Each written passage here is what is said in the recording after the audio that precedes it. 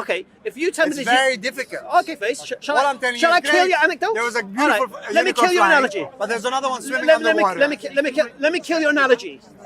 Let me kill your analogy. All right, there was unicorns flying. Yeah, You believe in unicorns? I'm asking you to prove that there is unicorns flying. No, in you the air. told. Whoa. You telling me the unicorns flying? Yeah. Yeah. All right. Do you believe in unicorns? That's a different question. Well, no. You talk about unicorns. You don't believe in them. I watch your videos and I know how you play around with words. Do you believe in Prove unicorns? to me that there's.